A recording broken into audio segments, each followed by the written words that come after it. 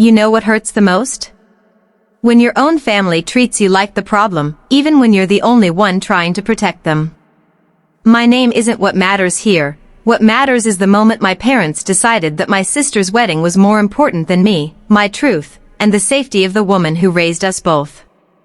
They told me I wasn't allowed to attend. They said I was trying to destroy my sister's big day. They said I was jealous, unstable, and just creating unnecessary drama. But deep down, I knew something was wrong with her fiancé.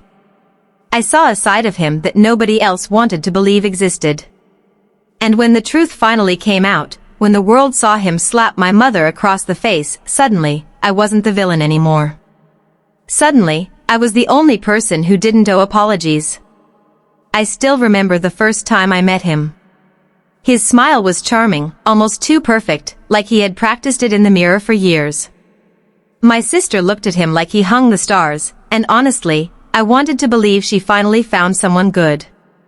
But the moment she went to the bathroom, his expression dropped. He looked at me like I was a threat. Your sister tells me you cause a lot of problems, he said, leaning closer like he was testing me.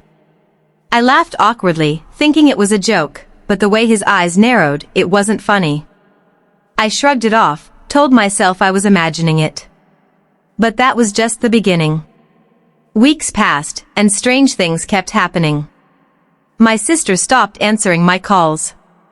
She said she was busy planning the wedding, but I could hear the fear in her voice. She avoided eye contact every time we met. She apologized before she spoke, like she was scared of saying the wrong thing. One night, she showed up at my door with makeup streaked from crying. She said she and her fiancé had a small misunderstanding. A misunderstanding doesn't leave someone shaking. A misunderstanding doesn't leave someone terrified to go home. I begged her to leave him, but she defended him. She said he was just stressed and that he loved her more than anything. I knew she didn't believe her own words. The real fight with my parents started when I confronted him at a family dinner. I told him I knew what he was doing to her. He smirked, looked directly at my parents, and said I was lying because I couldn't stand seeing my sister happy. And the worst part? They believed him. They asked me to apologize to him. They said I was ruining the entire wedding vibe.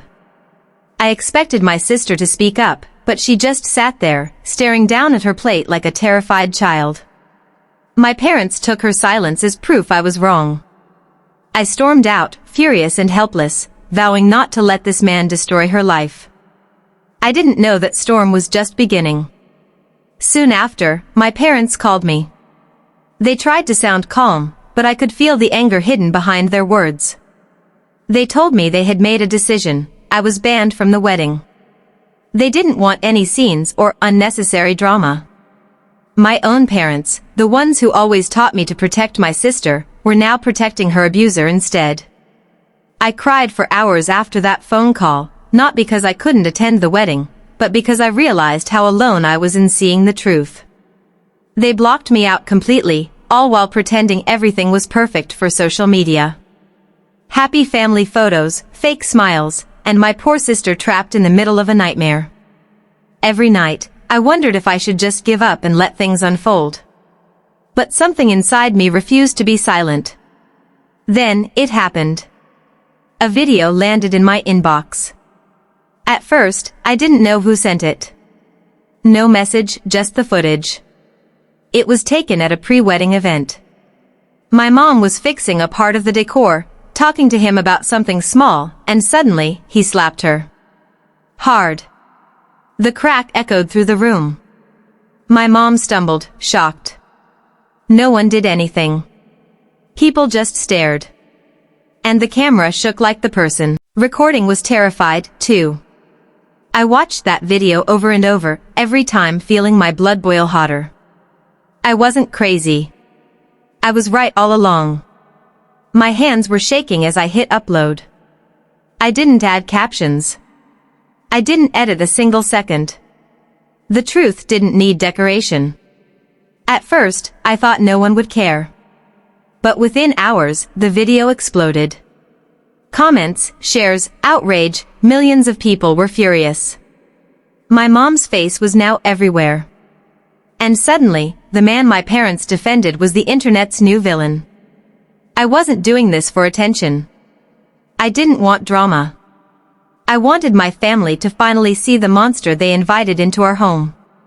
That night, my phone wouldn't stop ringing. My sister called, sobbing, begging me to take the video down. My parents called me selfish, dramatic, cruel, all the same insults they used before. They didn't understand that this was the only way left to save her. While they yelled, I heard her fiancé in the background, threatening, cursing, blaming her for the world watching his mask fall apart. At that moment, I knew they couldn't hide from the truth anymore. The internet doesn't let monsters stay in the shadows for long. But I wasn't prepared for what happened next. Because exposing the truth? It doesn't just free the victim. It reveals every hidden lie in the family. After the video went viral, everything changed in ways I never expected. People on the internet were demanding justice for my mom, and suddenly, the same parents who once called me a liar were blowing up my phone every hour. At first, they weren't worried about her safety, they were terrified about their reputation. My dad kept saying things like, "You ruined the family name, and do you realize how embarrassing this is?" Embarrassing? A man slapped his wife in front of everyone and they were worried about embarrassment. That's when I realized the harshest truth of all. Some parents care more about how the world sees them than what their own children are suffering through. And I wasn't about to let them spin this situation into another one of their polished lies. I drove to my parents' house because I needed to see my mom with my own eyes. When she opened the door, she looked like someone had drained every piece of life out of her. Her cheek was bruised, the makeup in the video hadn't fully covered it. She hugged me tightly, her body trembling against mine, and whispered, "I'm sorry you had to see that." Sorry? She was apologizing for being hurt. That told me everything about how long she had been hiding pain. I asked her how often this had happened, and after a long silence, she broke down. She said it wasn't the first time, but she always forgave him because she didn't want to ruin the wedding, ruin the peace, ruin everything. She thought it was better to suffer quietly than disappoint everyone else. My dad sat on the couch, pretending everything was fine. He kept insisting that we could fix this privately. He begged me to delete the video. "People don't need to know our personal matters," he said, as if this was just some silly mistake we could sweep under a rug. I looked at him and asked, "Dad, if this was him hitting your daughter instead of your wife, would you still say that?" He didn't answer. He just stared at the floor, like his pride had shackled his voice. It was easier for him to be angry at me than to confront the fact that he had failed the people he should protect the most. Meanwhile, my sister was trapped in a nightmare. Her fiancé was furious, not at himself for being violent but at her for not controlling her family. She called me late at night, whispering through tears so he wouldn't hear. She said he threatened to cancel the wedding if she didn't cut ties with me completely. She begged me to just stay quiet, to let everything blow over. "Please," she said, "I need this wedding to happen." I couldn't understand. Why would she want to marry someone who had already destroyed her soul? But then I realized, abuse doesn't always look like bruises. Sometimes, it's brainwashing. Sometimes, it's convincing the victim that they don't deserve better. The next day, reporters showed up outside my parents' house. Neighbors peeked from their windows. And the groom? He tried to make a public statement. He blamed alcohol, he blamed stress, he blamed miscommunication, everything except himself. But people weren't buying it. They saw the rage in his eyes, the control in his stance. The internet had turned into my family's unwanted protector. I thought maybe, finally, the wedding would be cancelled. But instead, something even worse happened. My parents doubled down. They said we should all show support and keep the family together. They decided to continue with the wedding, and they said I was definitely not invited now. They actually expected my mom to stand beside her daughter and celebrate the man who assaulted her. I told my sister she didn't have to go through with it. I told her she could come home with me, that we could get help, that she could escape this. But she was terrified. "You don't get it," she said, "if I leave him, he'll ruin my life." She believed his threats. She believed she had no power. And that shattered me. I could only protect her if she wanted to be protected, and right now, she wasn't ready to believe she deserved safety. On the morning of the wedding day, chaos exploded. My parents' phones were ringing non-stop with people begging them to reconsider. My mom sat in silence, tears streaming down her face as stylists tried to fix her makeup for the ceremony. She looked like someone marching toward her own punishment. I sat beside her and held her hand. "You don't have to go," I whispered. She shook her head slowly. "If I don't, your father will never forgive me." She was still stuck in that world where peace mattered more than pain. When they left for the venue without me, something inside me cracked. I cried until my chest burned. But then I made a decision. If they were going to ignore the truth, then the truth would walk through those doors whether they liked it or not. I grabbed my phone, threw on a jacket, and drove straight to the wedding hall. Every mile felt like I was driving toward war. My hands were shaking, but my purpose was solid. I wasn't going there to fight. I was going there because my sister deserved to look into the eyes of someone who loved her enough to stand up. As I got closer to the venue, I realized the crowd outside wasn't just wedding guests. There were camera crews, protesters, people holding signs that said things like "Protect women" and "No wedding for an abuser." And honestly, it gave me hope. The world wasn't silent. The world cared, even if my own family didn't. I stepped out of the car, took a deep breath, and prepared myself for whatever came next. Inside that hall, my parents were still pretending everything was okay. But their perfect little event was about to collide with reality. Because I wasn't letting my sister walk into a marriage that would destroy her. Not while I was still breathing. The moment I stepped into the wedding hall, the air changed. Conversations stopped. Eyes widened, whispers echoed. I was the outcast, the one they thought they could silence. But I didn't come for approval.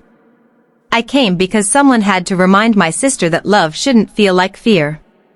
My dad rushed toward me, face red with rage, telling me to leave before I caused a scene. But wasn't the real scene already caused by their beloved groom? The world knew it. Everyone except them. I stood my ground. "If you want me to go," I said quietly, "you'll have to drag me out in front of every camera here." And that was the first time I saw fear in my father's eyes, not fear of me, but fear of the truth finally having a voice louder than his pride. My mom was standing near the front, clutching a small handkerchief like it was the only thing keeping her from collapsing. When she saw me, her lips parted as if she wanted to call my name but didn't have the strength. She wasn't angry I came, she was relieved. She needed someone there who wasn't pretending. Someone who loved her without conditions. I walked up and hugged her gently. She whispered, "Thank you for not abandoning us."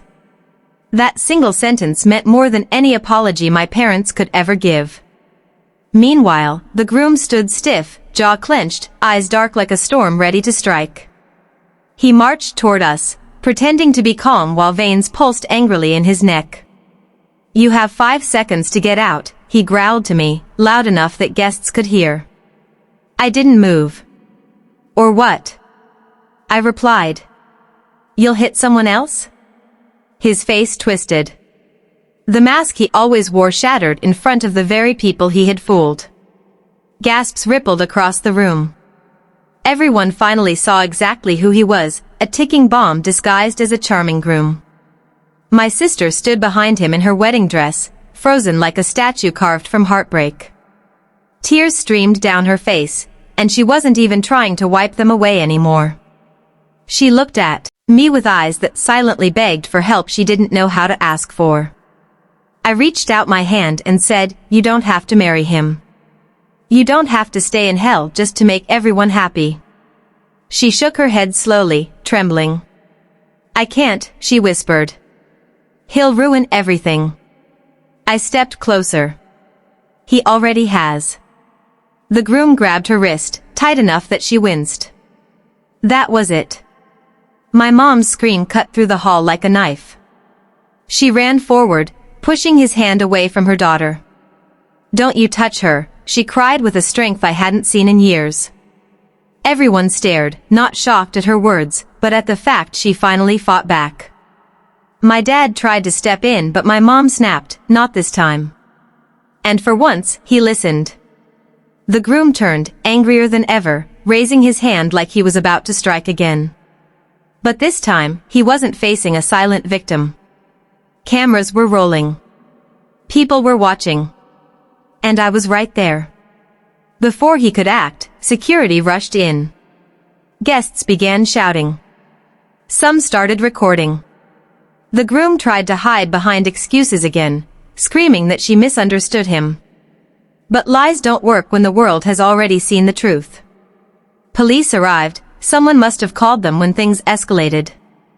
They questioned him, questioned my mom, questioned witnesses. It didn't take long. He was arrested right there in his fancy suit, surrounded by decorations meant to celebrate a love that never existed. While they handcuffed him, he glared at my sister like she betrayed him for daring to survive.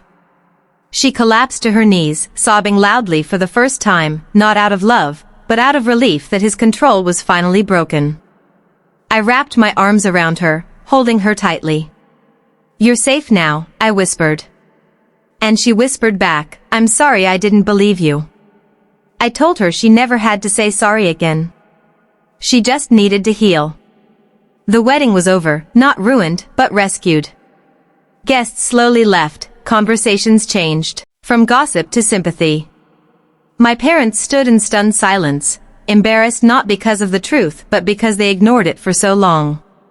My dad finally approached me, his voice shaky.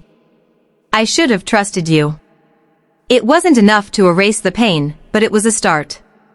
My mom held my hand like she wasn't ever letting go again. The strength she showed that day was the most beautiful thing I had ever seen her do. She was no longer a victim. She was a protector again.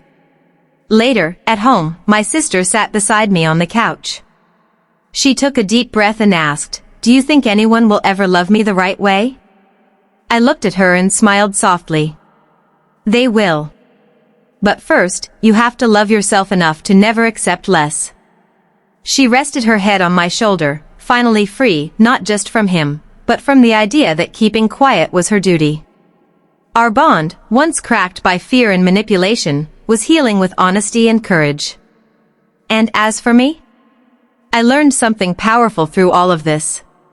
Sometimes doing the right thing makes everyone hate you, until they finally understand why you did it. Sometimes you have to be the villain in the moment to become the hero in the end. I was banned from my sister's wedding. I was blamed. I was silenced. But love isn't silence. Love is loud when danger tries to hide in whispers. If I hadn't spoken up, if I hadn't fought back, my sister would have married a nightmare. I saved her. I saved my mom. I saved my family, even when they didn't want me to. The truth may destroy a celebration, but it can also save a life. And I will never, ever be sorry for choosing the truth.